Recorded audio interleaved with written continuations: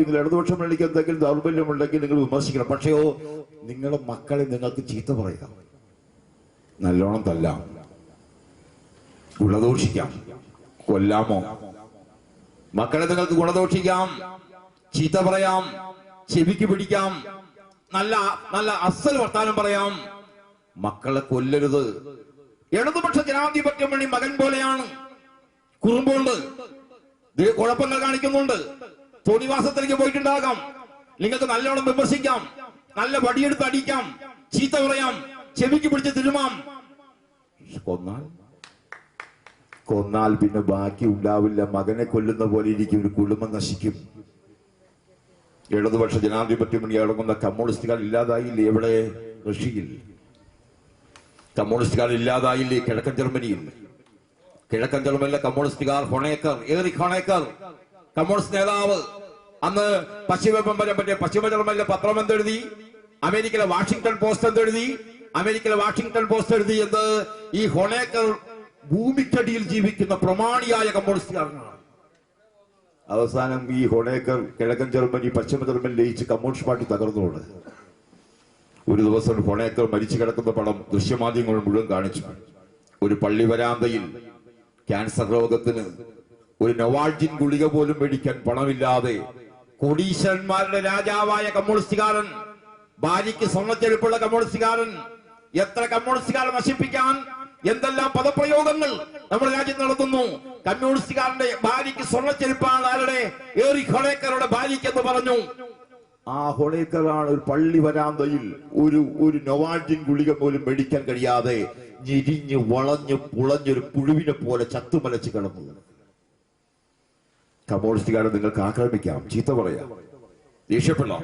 പക്ഷെ കമ്മ്യൂണിസ്റ്റുകാരനെ ഇല്ലാതാക്കുന്ന, കമ്മ്യൂണിസ്റ്റുകാരനെ ഗളഹസ്തം ചെയ്യുന്ന ഈ നിലപാട് ലോകം മുഴുവൻ ചെയ്യാണ്.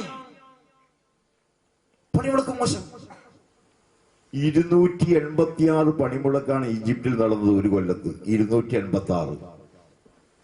ആ പണിമുടക്കിന് ശേഷം എന്തുണ്ടായി? മുബാറക്കിന് സ്വയം ഒഴിഞ്ഞു പോകേണ്ടി വന്നു. ജനങ്ങൾ പതുക്കെ മുന്നേറി.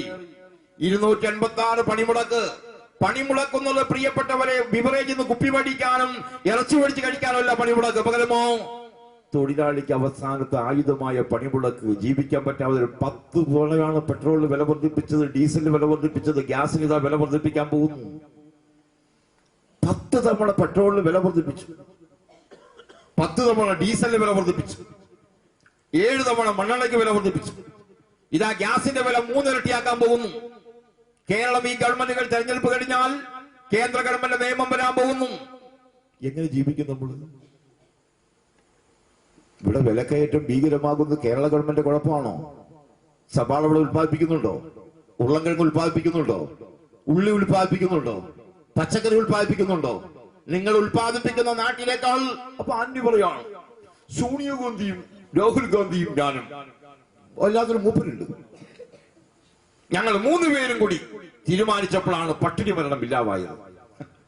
ഞാനും എന്റെ ഇളയപ്പന്റെ മോനും കൂടി കൊന്നതാണ് അയാളെ എന്ന് മൂർഖൻ പാമ്പ് പറഞ്ഞ പോലെ, അല്ല ഈ ഞാഞ്ഞൂള് പറഞ്ഞ പോലെ, ഞാനും ഇളയപ്പന്റെ മോനും കൂടിയാണ് ആ ആളെ കൊന്നത്. അതിനോട് പറയാണത് സോണിയാജിയും രാഹുൽജിയും ഞങ്ങൾ 3 പേരും കൂടിയാണ് കേരളത്തെ പട്ടിണി മരണം ഇല്ലാതാക്കിയത്. അപ്പൊ നിങ്ങളല്ലേ ആന്ധ്ര ഭരിക്കുന്നത്? അവിടെ എന്താ ആളുടെ പട്ടിണി ഭരിക്കുന്നത്? അവിടെ എന്താ കൃഷിക്കാരൻ ആത്മഹത്യ ചെയ്യുന്നത്? നിങ്ങൾ ഭരിക്കുന്ന പ്രദേശങ്ങളിൽ ഇപ്പോഴും കൃഷിക്കാരൻ ആത്മഹത്യയാണല്ലോ. വിദർഭയിൽ ഇപ്പോഴും ആത്മഹത്യയാണല്ലോ. അസാമിൽ ആത്മഹത്യയാണല്ലോ. കർണാടകം തൊട്ട് കേരളത്തിന് അപ്പുറമുള്ള കർണാടകം കൃഷിക്കാരൻ ആത്മഹത്യയാണല്ലോ. എന്താ കേരളത്തിൽ ആത്മഹത്യയാത്തത്? കേരളത്തിൽ സോണിയാഗാന്ധിയുടെ മെച്ചം കൊണ്ടാണെങ്കിൽ ആദ്യം ആത്മഹത്യ നിൽക്കേണ്ടത് ആന്ധ്രയിലല്ലേ? അപ്പൊ നിങ്ങളുടെ ഗുണം കൊണ്ടല്ല, ഞങ്ങളുടെ കഴിവ് കൊണ്ട് ബുദ്ധി കൊണ്ടാണ് ആത്മഹത്യ ചെയ്യാത്തത്. കേരളത്തിൽ എപ്പോഴും ഖജനാവ് കൂട്ടിയോ? ഏതെങ്കിലും കോൺട്രാക്ടർമാർക്ക്, പൊതുമേഖല PWD കോൺട്രാക്ടർമാർക്ക് പൈസ കുടിശ്ശികയുണ്ടോ? കുടിശ്ശികയില്ല. പണ്ടത്തെ അങ്ങനെയാന്ന് അറിയോ? ഒരു റോഡ് പണിയ ഒരാൾക്ക് പൈസ കൊടുക്കില്ല. 10 കോടിക്ക് കോൺട്രാക്ട് എടുത്താൽ 10 കൊല്ലം കഴിഞ്ഞാൽ പണം കൊടുക്കും. അപ്പൊ 10 കോടിക്ക് എടുത്തവൻ ചോദിക്കും 20 കോടി തരാൻ പറയും. അപ്പൊ 20 കോടി കൊടുക്കും. ഇപ്പോഴോ 10 കോടിക്ക് കോൺട്രാക്ട് എടുത്തവനോട് അപ്പ കൊടുക്കുകയാണ്, അവന്റെ 1 കോടി കുറച്ച് കൊടുക്കുകയാണ്. 9 കോടി ഉള്ളൂ കേട്ടോ, റെഡി കാശ് പിടിച്ചു. അതിന് ഓരോന്നിനും ഓരോ കോടിയിൽ പിടിക്കുകയാണ്. അതെല്ലാം ഖജനാവിലേക്ക് ചൊരിയാണ്. സ്വർണ്ണക്കടയിൽ നിന്ന് നികുതി കൃത്യമായി പിരിക്കുകയാണ്, ഖജനാവിലേക്ക് ചൊരിയാണ്. കർഷകരുടെ പെൻഷനല്ല കുടിശ്ശിക വരുത്തേണ്ടത്, കർഷകരെ പെൻഷനല്ല കുടിശ്ശിക വരുത്തേണ്ടത്. വികലാംഗർക്ക് പെൻഷൻ, വിധവകൾക്ക് പെൻഷൻ, കെട്ടിക്കാതെ നിൽക്കുന്ന 50 വയസ്സ് കഴിഞ്ഞ പെൺകുട്ടികൾക്കെല്ലാം പെൻഷൻ. ഒരു പെൻഷനും കിട്ടാത്തവന് വേറെ പെൻഷൻ. ഏത് ഗവൺമെന്റ് ചെയ്യാൻ കഴിയുന്നു? മിക്കവാറും എല്ലായിടത്തും കുടിവെള്ളം. ഇപ്പൊ ഇവിടെയാണെങ്കിൽ നിൽക്കുന്ന ശിവാനന്ദ KLDCയുടെ ചെയർമാനായിരുന്നു. ഇപ്പൊ ഈ വെണ്ണൂക്കാർ കിടക്കുന്നവർക്കറിയാലോ, ഈ തോടുകൾ ഇറാക്കാനും അതേമാതിരി കോടാനുകോടി തന്നതാരാ? എക്കാട്ടി തോട്. KLDC എന്നുള്ള സ്ഥാനം പണ്ട് ആർക്കെങ്കിലും അറിയാമായിരുന്നോ? KLDC എന്ന് പറഞ്ഞാൽ ഒരാൾക്ക് ചെയർമാൻ ആവാനും AC കാറിൽ പോകാനുള്ളതാണെന്നാണ് ധരിച്ചിരുന്നത്. അല്ല, അതിന് എക്കാട്ടിത്തോട് മുതൽ 1000കണക്കിന് ഏക്കർ കൃഷി ചെയ്യാനുള്ള സൗകര്യം ഉണ്ടാക്കി ശിവാനന്ദൻ. അപ്പൊ ആള് പറഞ്ഞ ശിവാനന്ദൻ അവയെല്ലാം ഇടിച്ചു കയറണില്ല. ഇടിച്ചു കയറാൻ എന്താ വല്ല ടിപ്പർ ലോറിയാണോ ഈ കാൻഡിഡേറ്റ് എന്ന് പറയുന്നത്? ആളൊന്ന് അടിക്കലാണോ കാൻഡിഡേറ്റ് പണി? എപ്പോഴും ചിരിച്ചു നിൽക്കലാണോ കാൻഡിഡേറ്റ്? ആള് ചിരിയോട് പോരാട്ടോ. എപ്പോഴും ആർക്കും ചിരിക്കാൻ പറ്റില്ല. സ്നേഹവും വേദനയും കണ്ണുനീരും ഇഴകി മറിയുന്ന മനസ്സുള്ളവരും ആർക്കും മനസ്സ് വരുമ്പോ ചിലപ്പോ അറിയാതെ ചിരിക്കും, ചിലപ്പോ അറിയാതെ ചിരിക്കാതെ വരും. ഒരു സാധാരണ പച്ചയായ മനുഷ്യൻ തന്നെയാണ് കാൻഡിഡേറ്റും. കാൻഡിഡേറ്റ് എന്ന് പറയുന്നത് ഏതെങ്കിലും കാൻഡിഡേറ്റായ അച്ഛനും കാൻഡിഡേറ്റായ അമ്മയിൽ നിന്നും ഉണ്ടായ കാൻഡിഡേറ്റായ മകനല്ല. കോൺഗ്രസിന് മാത്രമല്ല, കാൻഡിഡേറ്റ് അച്ഛൻ കാൻഡിഡേറ്റ് അമ്മയും കൂടി ഉണ്ടായ അവരുടെ ദാമ്പത്യത്തിൽ നിന്നുണ്ടായ കാൻഡിഡേറ്റായ മകൻ സാധാരണ മനുഷ്യനാണ്.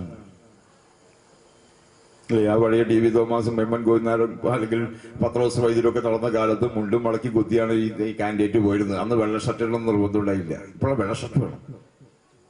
കാൻഡിഡേറ്റ് ആകുമ്പോൾ വെള്ള ഷർട്ട് എടുക്കണ്ടോ? അങ്ങനെയാണ് നമ്മൾ ഓരോ ബോധം പച്ചപിടിപ്പിക്കുക.